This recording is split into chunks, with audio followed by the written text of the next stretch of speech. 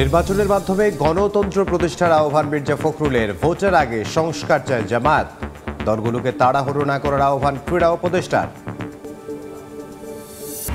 জলবায়ু পরিবর্তনে ফসল উৎপাদনে চ্যালেঞ্জের মুখে রংপুরের কৃষকরা। নেই কৃষি বিভাগের সহায়তা বা পরামর্শ, সবসময় পাশে থাকার দাবি কর্মকর্তাদের। পঞ্চগড়ে 17 কিলোমিটার রেলপথে 9টি লেভেল ক্রসিং এর 8টিতেই নেই গেট ও গেটম্যান। দুর্ঘটনা ঘটলেও টনক নড়ে না কর্তৃপক্ষের, অভিযোগ স্থানীয়দের। এবং শীত বাড়ায় গাছিদের ব্যস্ততা। ঠাকুরগাঁওয়ে খেজুর গাছ থেকে রস সংগ্রহের পর তৈরি হচ্ছে সুস্বাদু গুড়। বাগানে ক্রেতা ও ব্যবসায়ীদের ভিড়।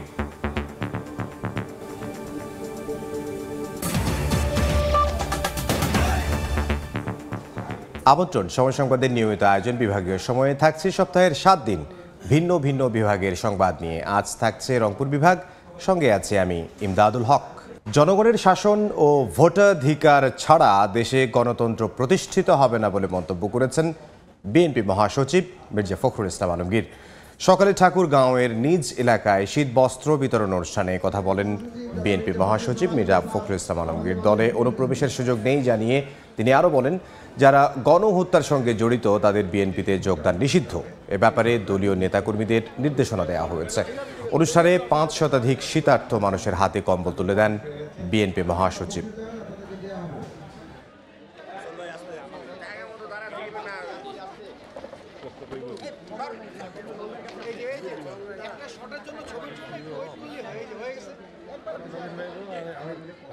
দুর্নীতি ফ্যাসিবাদ থেকে উত্তরণ একমাত্র উপায় হচ্ছে একটি গণতন্ত্রকে প্রতিষ্ঠিত করা, রেস্টোরেশন অফ ডেমোক্রেসি। জনগণের যে শাসন, সেই শাসনকে স্থাপিত করতে হবে। যে আমরা এই মুহূর্তে যারা সন্ত্রাসী, যারা গণহত্যার সঙ্গে জড়িত হয়েছিল, যারা হত্যা করেছে, দুর্নীতির সঙ্গে জড়িত, তাদের কাউকে ওই বিএনপিতে নেওয়া হবে না। রাষ্ট্র সংস্কার না করে সুষ্ঠু নির্বাচন সম্ভব নয় বলে মন্তব্য করেছেন জামায়াতে ইসলামের আমির ডক্টর শফিকুর রহমান। গাইবান্ধায় দীর্ঘ 22 বছর পর দলটির কর্মী সমাবেশে প্রধান অতিথির বক্তব্যে কথা বলেন তিনি। 300 আসনে অংশ নেয়ার লক্ষ্য নিয়েই সারা দেশে সাংগঠনিক কার্যক্রম পরিচালনা করা হচ্ছে বলেও জামায়াতের আমির জানান। সাম্প্রদায়িকভাবে বিভক্ত করে একটি গোষ্ঠী দেশে দাঙ্গা বাঁধানোর অপতৎপরতা চালাচ্ছে বলেও তিনি দাবি করেন। এ ব্যাপারে সবাইকে সচেতন হবার আহ্বানও জানান তিনি।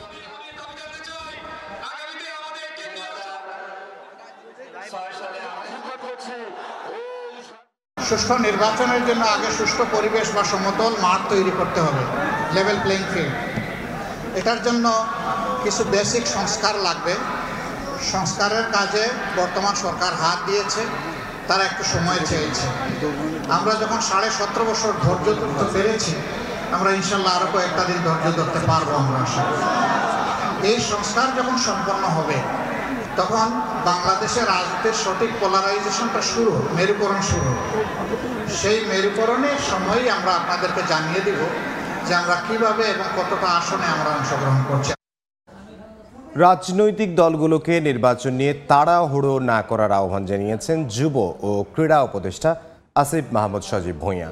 সকালে দিনাজপুরের কাহারোল উপজেলায় অসহায় দুস্থদের মাঝে শীত বস্ত্র বিতরণ শেষে এ আহ্বান জানান তিনি।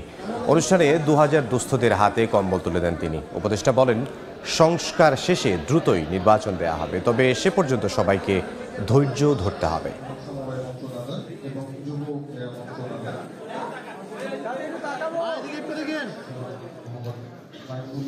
2025 সালের শেষ থেকে 2026 সালের মাঝামাঝি সময়ের মধ্যে নির্বাচন অনুষ্ঠান করা হবে। তবে এটার সময়টা নির্ভর করছে পুরোপুরি আমাদের যে সংস্কার কার্যক্রম তার উপর।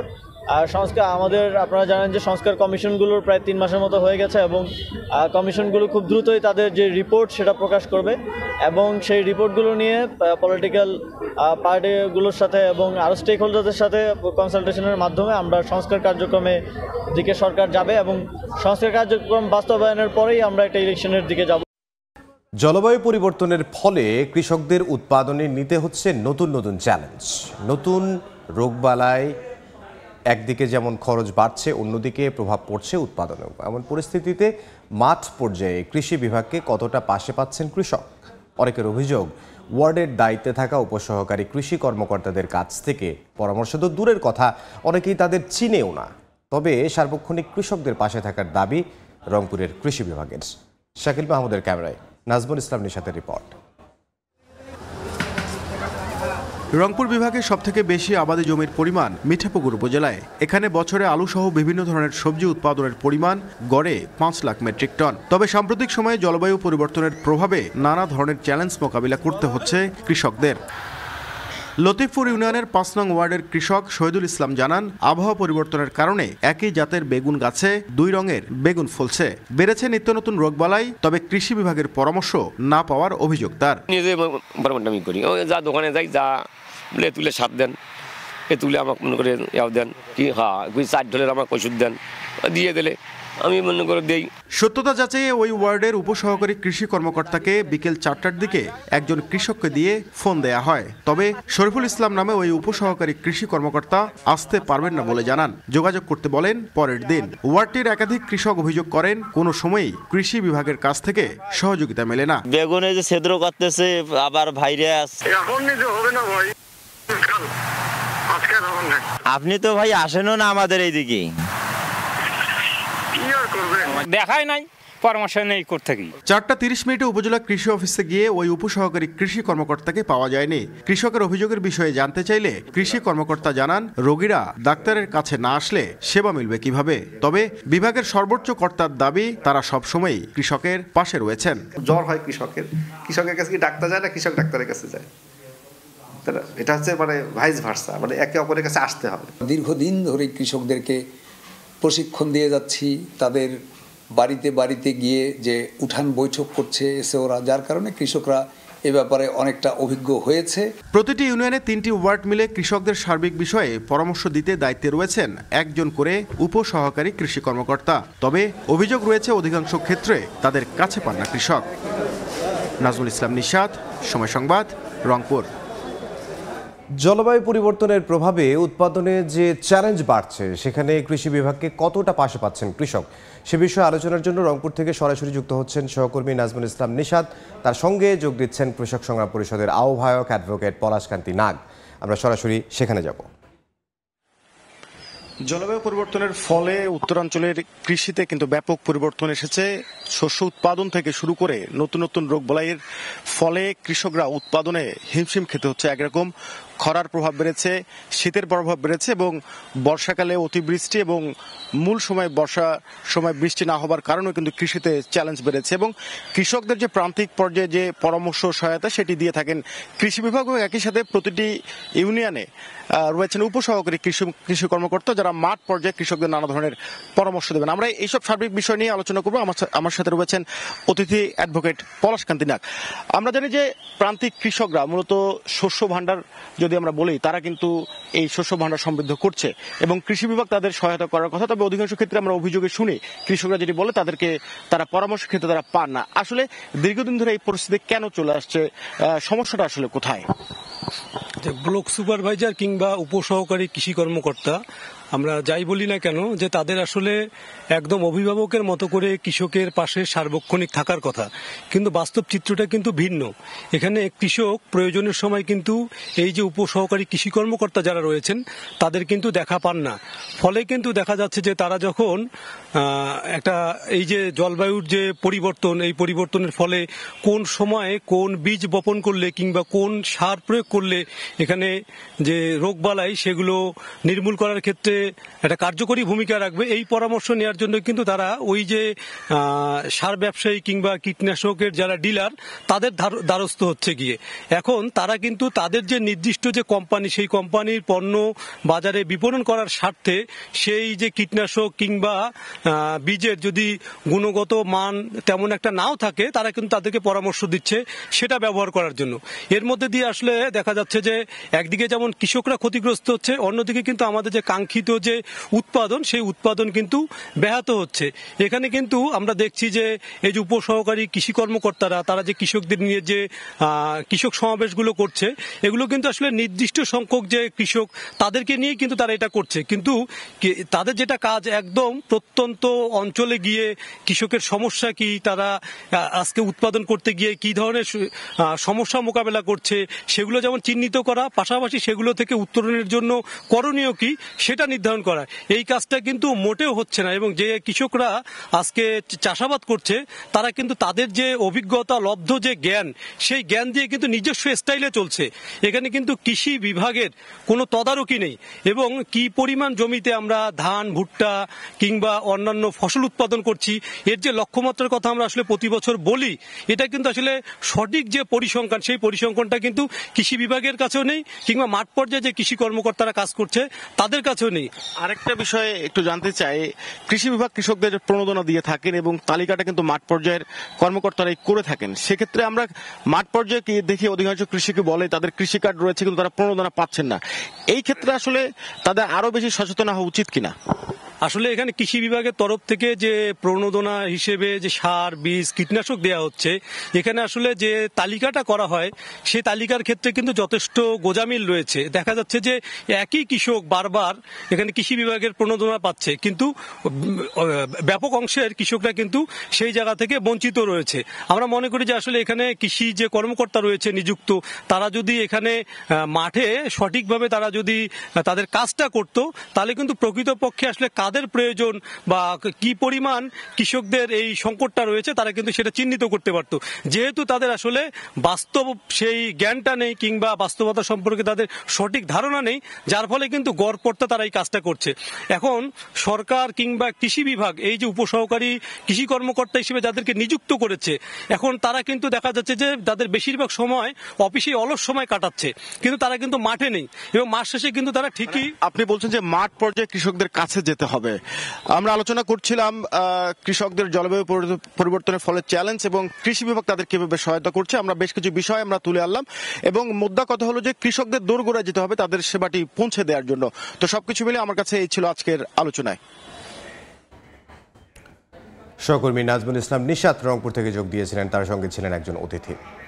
বিভাগের সময় আরো থাকছে। ভূমি অধিগ্রহণের জটিলতায় আটকা কুড়িগ্রামের চিলমারী নদী বন্দরের উন্নয়ন কাজ সমস্যা মিটিয়ে দ্রুত চালুর দাবি ব্যবসায়ীদের। পঞ্চগড়ে 17 কিলোমিটার রেলপথে রয়েছে 9টি লেভেল ক্রসিং, যার 8টিতে নেই কোনো গেট ও গেটম্যান। অরক্ষিত এসব লেভেল ক্রসিংয়ে ঝুঁকি থাকলেও নেই কোনো নিরাপত্তা ব্যবস্থা। স্থানীয়দের অভিযোগ, দুর্ঘটনা ঘটলেও টনক নড়ে না কর্তৃপক্ষের। মনিরুল ইসলামের তোলা ছবিতে সোহাগ হায়দারের রিপোর্ট। এক পাশের রেল লাইনের উপর দিয়ে দ্রুত গতিতে ছুটছে ট্রেন, অন্য পাশ দিয়ে সে লাইন দিয়ে পারাপার হচ্ছেন মানুষ সহ বিভিন্ন যানবাহন। তবে জীবনের ঝুঁকি থাকলেও নেই কোনো নিরাপত্তা ব্যবস্থা। নিত্যদিনের এ চিত্র পঞ্চগড়ের 17 কিলোমিটার রেলপথে 9টি লেভেল ক্রসিংয়ের, যার মধ্যে 8টিতে নেই কোনো গেট ও গেটম্যান। অরক্ষিত লেভেল ক্রসিং দিয়ে চলাচল করায় প্রতি বছর দুর্ঘটনা ঘটলেও টনক নড়ে না কর্তৃপক্ষের। অনেক ক্রসিংয়ের পাশে বিদ্যালয়, বাজার সহ গুরুত্বপূর্ণ স্থাপনা থাকলেও নামমাত্র নোটিশ টানিয়ে রেল বিভাগ দায় সারছে বলে অভিযোগ স্থানীয়দের। গেটের দরকার এবং গেটম্যানের দরকার, কারণ এইখানে আশেপাশে আমাদের অনেক দুর্ঘটনা ঘটে। বাচ্চা কাচ্চা আছে, সবসময় রেল লাইনে আসে, আমরা বাসায় কাজ কাম করি, বুঝতে পারি না যে বাচ্চা কখন আসে না আসে। ট্রেন আসলে বোঝা যায় না, গাড়িতে আছি গাড়ির শব্দ, ট্রেনের শব্দ তো আর আমরা বুঝতে পারি না ওইভাবে। এখানে আসে, গাড়ির ইঞ্জিন খারাপ হয়ে গেছে, 2 চাকা ওই পাশে 2 চাকা এই পাশে, গাড়ি এখানে লড়তে পারে না আর গাড়িটা লাগে গেছে। তবে জনবল সংকটের কথা জানিয়েছে রেল কর্তৃপক্ষ, বলছে সমস্যার সমাধানে ব্যবস্থা নেওয়া হবে। আমাদের তো লোকবলের স্বল্পতা আছে, এজন্য হয় না। আমাদের পর্যায়ক্রমে এই নিয়োগটা হবে, গেটম্যানের নিয়োগও হবে। অনেকগুলা ক্যাটাগরি আমাদের অনুমোদন হয়েছে, এগুলা নিয়োগ করা হবে পর্যায়ক্রমে। বর্তমানে ঢাকা পঞ্চগড় রুটে 3 জোড়া ও পঞ্চগড় রাজশাহী রুটে 1 জোড়া এবং পঞ্চগড় সান্তাহার রুটে 1 জোড়া আন্তনগর ট্রেন নিয়মিত চলাচল করছে। সোহাগ হায়দার, সময় সংবাদ, পঞ্চগড়। পররাষ্ট্র মন্ত্রণালয়ের সাপ্তাহিক ব্রিফিংয়ে কথা বলছেন মন্ত্রণালয়ের মুখপাত্র মোহাম্মদ রফিকুল আলম। আমরা সরাসরি যাচ্ছি সেখানে। মহামান্য রাষ্ট্রপতি জাপানের বিদায়ী রাষ্ট্রদূতকে বাংলাদেশে তার কর্মকাল সফলভাবে শেষ করার জন্য ধন্যবাদ জানান এবং তার পরবর্তী কর্মজীবনের জন্য শুভকামনা জানান। বিদায়ী রাষ্ট্রদূত বাংলাদেশে অবস্থানকালীন সময় তার প্রতি বাংলাদেশ সরকারের বর্ধিত সহযোগিতার জন্য মহামান্য রাষ্ট্রপতিকে আন্তরিক ধন্যবাদ জানান। এর পূর্বে গত 11 ডিসেম্বর 2024 তারিখে জাপানের বিদায়ী রাষ্ট্রদূত মাননীয় প্রধান উপদেষ্টা প্রফেসর মোহাম্মদ ইউনূসের সাথে তার কার্যালয়ে সৌজন্য সাক্ষাৎ করেন। এ সময় মাননীয় প্রধান উপদেষ্টা জাপানকে বাংলাদেশের অন্যতম প্রধান বন্ধুরাষ্ট্র আখ্যা দিয়ে বাংলাদেশ ও জাপানের মধ্যকার স্বাক্ষরিত কৌশলগত অংশীদারিত্বের উজ্জ্বল ভবিষ্যৎ নিয়ে আশাবাদ ব্যক্ত করেন। বিদায়ী রাষ্ট্রদূত বাংলাদেশের উন্নয়ন কার্যক্রম অব্যাহত রাখার বিষয়ে জাপানের প্রতিশ্রুতি পুনর্ব্যক্ত করেন। বাংলাদেশ ও জাপানের মধ্যে ইকোনমিক পার্টনারশিপ এগ্রিমেন্ট ইপিএ সম্পাদনের নিমিত্তে তৃতীয় দফা আলোচনা অনুষ্ঠিত হয়েছে। আমরা সরাসরি পররাষ্ট্র মন্ত্রণালয়ে ছিলাম। আওয়ামী লীগ শাসনামলে তথ্য প্রযুক্তি খাতের অনিয়ম অনুসন্ধান সংক্রান্ত প্রতিবেদন জমা দিয়েছে তদন্ত কমিটি। এ বিষয়ে আগারগাঁওয়ে আইসিটি টাওয়ারে সংবাদ সম্মেলনে কথা বলছেন তথ্য প্রযুক্তি সচিব। সরাসরি যাচ্ছে সেখানে। এটা আসলে হরিলুট শব্দটা আমরা তখনই বলতে পারবো যখন আমরা দেখব যে একটা কথা আপনি যদি একটা সুইপিং রিমার্ক করতে চাই, নিশ্চিতভাবে এই অপ্রয়োজনীয় অঙ্গ সংযোজন যে জায়গায় হয় সে জায়গায় তো এরকম একটা ইল মোটিভ থাকেই, এই কথা বলা যেতেই পারে। অর্থাৎ যে অঙ্কটার প্রয়োজন নাই, অথবা আপনি দেখবেন কিছু কিছু জায়গায়, নাটোরের সিংড়ার কথাই বলি, হাইটেক পার্ক অথরিটির একটা কাজ আছে, ওখানে যদি আরেকটি প্রকল্পের আরেকটি কাজ, একই ধরনের কাজ যদি ওই জায়গায় করা হয়, তাহলে যে অবস্থা হয়, তাহলে তো আপনার সেই বিশেষণটি প্রয়োগ করা যেতেই পারে।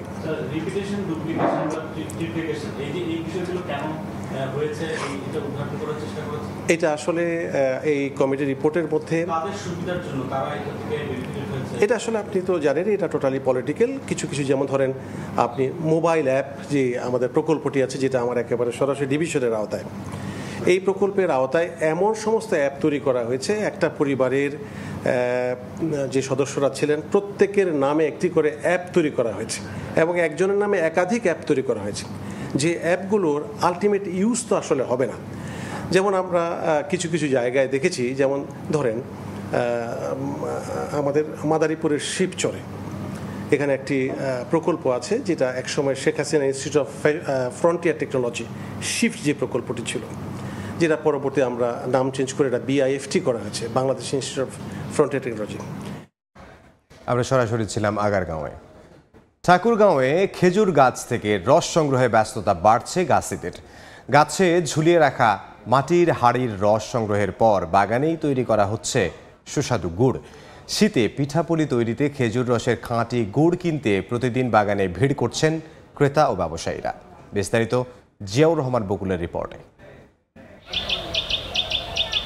কুয়াশার চাদর মারিয়ে কাকডাকা ভরে গাছে গাছে গাছিরা চলছে খেজুর রস সংগ্রহের কাজ।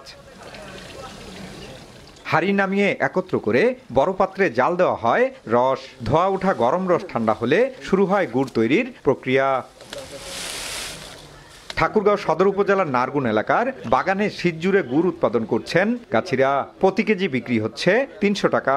চাহিদা থাকায় সুস্বাদু গুড় কিনতে দূর দূরান্ত থেকে ছুটে আসেন ব্যবসায়ীরা। জাল দিয়ে গুড় তৈরি করি এবং আমরা 3 কোয়ালিটির গুড় এখানে আমরা তৈরি করি। শীত বাড়লে রসটা বাড়বে, তো আমরা পরবর্তীতে গুড়টা আমরা চাহিদা মেটাতে পারবো। ইয়ের চোখে দেখা যাচ্ছে যে ওরা রস দিয়ে গরম করে সেটা আর কি জাল দিয়ে গুড় বানাচ্ছে। মনে যে একটা আক্ষেপ যে আমরা অরিজিনাল গুড়টা পাচ্ছি, সেটা আসলে এখান থেকে পাচ্ছি আর কি, স্বচক্ষে দেখে গুড়টা নিতে পারতেছি। খাঁটি গুড় নিশ্চয়তায় সব ধরনের ব্যবস্থা নেওয়ার কথা জানিয়েছে উপজেলা প্রশাসন। বাগানি যারা রয়েছেন তাদের সঙ্গে আমরা নিয়মিত বসছি, কথা বলছি। কোনো ধরনের ভেজাল তারা না করেন, কোনো ধরনের ইমপিউরিটিস যেন তারা এখানে মিশাতে না পারেন সেই বিষয়ে তাদেরকে সচেতন করা সহ নিয়মিত মনিটর করা হয়। বাগানে গড়ে প্রতিদিন 750 লিটার রস সংগ্রহ হয়। বিক্রির পর অবশিষ্ট রস দিয়ে গুড় উৎপাদন হয় 60 থেকে 70 কেজি। জিয়াউর রহমান বকুল, সময় সংবাদ, ঠাকুরগাঁও। কুড়িগ্রামের মানুষের দীর্ঘদিনের প্রতীক্ষিত চিলমারী নদী বন্দরের উন্নয়ন কাজ শুরু হলেও এখনও সম্পন্ন হয়নি ভূমি অধিগ্রহণ। এ পরিস্থিতিতে দ্রুত ভূমি অধিগ্রহণ সহ উন্নয়ন কাজ শেষে বন্দরটি সচল করার দাবি এলাকাবাসী সহ ব্যবসায়ীদের। এদিকে 10 একর জমির মধ্যে মাত্র 2.5 একর অধিগ্রহণ হলেও বাকি 7.5 একর জমি অধিগ্রহণ প্রক্রিয়ায় আটকে আছে জেলা প্রশাসন। জামিল মিয়ার ছবিতে সে খবর জানাচ্ছেন বাদশা সৈকত। প্রায় 2 যুগ আগে জৌলুস হারিয়েছে ব্রিটিশ আমলের ঐতিহ্যবাহী চিলমারীর বন্দর। শুধু পারাপারের নৌকা ছাড়া রংপুর বিভাগের একমাত্র এ বন্দরে বর্তমানে নেই কোনো মালবাহী জাহাজ বা শ্রমিকের হাকডাক। 2016 সালে উদ্বোধনের পর কুড়িগ্রামের চিলমারী উপজেলার রমনাঘাটে ব্রহ্মপুত্র নদের পারে সম্প্রতি অধিগ্রহণ করা 2.5 একর জমিতে যাত্রী ছাউনি সহ দেয়াল নির্মাণের কাজ শুরু করেছে বন্দর কর্তৃপক্ষ। কিন্তু এখনও অধিগ্রহণের বাইরে রয়েছে বন্দরের জন্য নির্ধারিত 10 একর জমির মধ্যে আরও 7.5 একর জমি। বন্দরটি সচল হলে কর্মসংস্থানের পাশাপাশি প্রসার ঘটবে ব্যবসারও। বন্দরের কাজটা রানিং ভাবে করা যায় তাহলে আমাদের যারা আমরা ভুক্তভোগী আছে তাদের কাজের একটা সংস্থান হবে। যদি বন্দর চালু হয়ে যায় তাহলে একটু ব্যবসা বাণিজ্য ভালো হবে, ব্যবসায়ীরা বিভিন্ন মালামাল নামাবে এবং কি বিভিন্ন ব্যবসা বাণিজ্যর পাশাপাশি অনেক লোকের কর্মসংস্থান খুলবে জায়গা। ব্যবসায়ীরা জানান বন্দরটি চালু হলে ভারত, ভুটান, নেপাল ও পাকিস্তানের সঙ্গে নদীপথে কম খরচে খুলবে ব্যবসার নতুন দ্বার। এই নৌবন্দরটি চালু হলে জিনিসপত্র খুব সহজ মূল্যে পাওয়া যাবে। কাজেই এই নৌবন্দরটি চালু করার জন্য অধিগ্রহণ ব্যবস্থা তড়িৎ গতিতে নেওয়া হোক। এদিকে বন্দরের বাকি 7.5 একর জমি অধিগ্রহণের কাজ প্রক্রিয়াধীন বলে জানান জেলা প্রশাসক। আমরা প্রত্যাশা করি অতি দ্রুত সময়ে এটারও কার্যক্রম শেষ হবে এবং অতি সত্বর আমরা চিলমারী নদী বন্দরটাকে নতুন রূপে পাবো। চলতি বছরের শুরুর দিকে 336 কোটি টাকা ব্যয়ে শুরু হয় বন্দর উন্নয়নের কাজ, আর শেষ হওয়ার কথা রয়েছে 2025 সালের ডিসেম্বরে। বাদশা সৈকত, সময় সংবাদ, কুড়িগ্রাম। বিভাগীয় সময় আরও থাকছে। ঠান্ডার সঙ্গে বেড়েছে শীত বস্ত্র বিক্রি। ব্যস্ত গাইবান্ধার হুঁশিয়ারি পল্লীর কারিগররা। মৌসুমে প্রায় 500 কোটি টাকার বেচা কেনার আশা ব্যবসায়ীদের। দিনাজপুরের হিলির মাধবপাড়া এলাকায় বসেছে অস্থায়ী পাইকারি আলুর হাট। এ হাটে উঠতে শুরু করেছে আগাম জাতের নতুন আলু। প্রতিদিন 18 থেকে 2000 মন আলু বিক্রি হচ্ছে এখানে। অস্থায়ী এই হাটে কর্মসংস্থানের সৃষ্টি হয়েছে স্থানীয় অনেক বেকার মানুষের। শফিকুল ইসলাম শফিকের পাঠানো তথ্য ছবিতে রিপোর্ট। সরকারি নানা পদক্ষেপ ও আলুর দাম ভালো পাওয়ায় উত্তরের জেলা দিনাজপুরের সর্বদক্ষিণের উপজেলা হাকিমপুরে প্রতি বছরের মতো এবারও আবাদ হয়েছে আগাম আলু। এসব আলু আগাম উঠায় মাধবপাড়া এলাকায় গড়ে উঠেছে অস্থায়ী পাইকারি আলুর হাট, যেখানে কৃষক সরাসরি কোনো ঝামেলা ছাড়াই খুব সহজেই তাদের উৎপাদিত আলু বিক্রি করতে পারেন পাইকারদের কাছে। এছাড়াও গুনতে হয় না ইজারার টাকা। আলুর ভালো দাম পেয়ে খুশি কৃষক। এখানে আমি আলু বেচতে আসি, এখানে দাম একটু সুবিধা, এই কারণে আলুটা নিয়ে আসলাম। জমির থেকে নিয়ে এসে বিক্রি করতেছি, টাকাও ভালো পাচ্ছি আমরা এখানে। গ্রামের কৃষকেরা আসে শাসনদে আলু বিক্রি করে যথেষ্ট পরিমাণ নিরাপত্তার সহিত। এদিকে আলুর মান ভালো হওয়ায় দক্ষিণাঞ্চলের বিভিন্ন জেলা থেকে পাইকাররা আসছেন এই হাটে। প্রতিদিন প্রায় 10 থেকে 15 ট্রাক আলু যাচ্ছে দেশের বিভিন্ন স্থানে। এখানে প্রতিদিন 15-20 টাকা করে ট্রাক লোড হয় আলু। কোনো রকম ঝুট ঝামেলা ছাড়াই এখানকার যারা কৃষকরা আছে তারা স্বাচ্ছন্দ্যে আলু বেচা কেনা করতে পারে। এখানে রোমান আলু কিনলাম 2100-2250 টাকা মন, আর ক্যারেজ আলু কিনলাম হচ্ছে 2000-2050-2100 টাকা মন। আলু আবাদে কৃষকদের সব ধরনের সহযোগিতার কথা জানায় কৃষি বিভাগ। আবহাওয়া অনুকূলে থাকায় এবং উপজেলা কৃষি অফিসের ব্লক পর্যায়ে যে প্রচারণা সেগুলোর কারণে কিন্তু আমাদের হাকিমপুর উপজেলায় চলতি মৌসুমে আগাম আলুর ফলন অনেক ভালো হয়েছে। হাকিমপুর উপজেলায় এবছর 1042 হেক্টর জমিতে আলু আবাদ হয়েছে। সময় সংবাদ, হিলি। রংপুর বিভাগের বহুমাত্রিক দারিদ্র্য নিরসন, শিল্পায়নে বন্ধ্যাত্ব এবং বাজেট বৈষম্য নিরসনে করণীয় শীর্ষক কর্মশালা অনুষ্ঠিত হয়েছে। দুপুরে নগরীর এনজিও ফোরাম হল রুমে এই কর্মশালার আয়োজন করে রংপুর বিভাগ বৈষম্য নিরসন আন্দোলন। কর্মশালায় বিভাগের উন্নয়নের পথে অন্তরা এবং প্রধান প্রতিবন্ধকতা সমূহ নিয়ে আলোচনা করেন বক্তারা। তারা বলেন, বুদ্ধিবৃত্তিক চর্চার অভাবে পিছিয়ে পড়ছে উত্তরের জনপদ। দারিদ্র্যের হার কমানো এবং শিল্পায়নে এগিয়ে নিতে কী ধরনের উদ্যোগ নেওয়া প্রয়োজন এ বিষয়েও আলোচনা হয় সেমিনারে।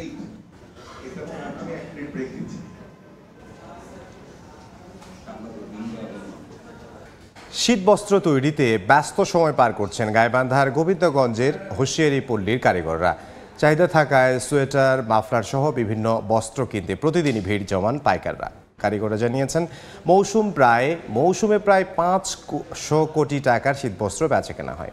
বিস্তারিত বিপ্লব ইসলামের রিপোর্টে। সকাল থেকে সন্ধ্যা খটখট শব্দে মুখর থাকে পুরো গ্রাম। কেউ চরকায় সুতো কাটছে, কেউ বা ব্যস্ত রং করতে, আবার অনেক কারখানায় ঘুরছে আধুনিক মেশিনের চাকা। সোয়েটার, মোজা, কার্টিকেন, মাফলার, টুপি, বাচ্চাদের বিভিন্ন ডিজাইনের শীতের পোশাক তৈরিতে দম ফেলার ফুরসত নেই গাইবান্ধার হুঁশিয়ারি পল্লীর বাসিন্দাদের। গোবিন্দগঞ্জ উপজেলার কোচার শহর, মহিমাগঞ্জ ও শালমারা ইউনিয়নের অর্ধশতাধিক গ্রাম জুড়ে গড়ে উঠেছে হোশিয়ারি শিল্পের ছোট বড় কারখানা। শীত মৌসুমে বেকার থাকে না কেউ। সরকারি ব্যাংক বা বিভিন্ন ব্যাংক যদি অল্প সুদে যদি মনে করেন এখানে হুঁশিয়ারি ব্যবসাদের যদি ঋণ দিত, তাহলে এই ব্যবসাটা আরও মনে করেন বেশি হইতো আমাদের এলাকায়। রাস্তাটা একটু কার্পেটিং হলে বা সরবরাহ হলে আমাদের কাঁচামালগুলো আনা নেওয়ার জন্য খুবই সুবিধাজনক হবে। লোডশেডিংটা যদি কম হতো তাহলে আরও ব্যবসায় উন্নতি হতো। এ শিল্পের উন্নয়নে সব ধরনের চেষ্টা করা হচ্ছে বলে জানিয়েছে বিসিক কর্তৃপক্ষ। তাদেরকে আমরা বিভিন্ন ধরনের ট্রেনিং এবং আমাদের যে বিসিকের আর্থিক সহায়তাটা আছে, এটা আমরা প্রায় 50 জনকে ঋণ সহায়তা দিয়েছি। গোবিন্দগঞ্জে প্রায় 1300 হোশিয়ারি কারখানা গড়ে উঠেছে। এসব কারখানায় প্রতি শীত মৌসুমে প্রায় 500 কোটি টাকার শীতবস্ত্র কেনা বেচা হয়। বিপ্লব ইসলাম, সময় সংবাদ, গাইবান্ধা। বিভাগীয় সময়ের শীর্ষ সংবাদগুলো জানিয়ে দিচ্ছে আরও একবার। নির্বাচনের মাধ্যমে গণতন্ত্র প্রতিষ্ঠার আহ্বান মির্জা ফখরুলের। ভোটের আগে সংস্কার চায় জামায়াত। দলগুলোকে তাড়াহুড়ো না করার আহ্বান ক্রীড়া উপদেষ্টার। এবং জলবায়ু পরিবর্তনে ফসল উৎপাদনে চ্যালেঞ্জের মুখে রংপুরের কৃষকরা। নেই কৃষি বিভাগের সহায়তা বা পরামর্শ। সবসময় পাশে থাকার দাবি কর্মকর্তাদের।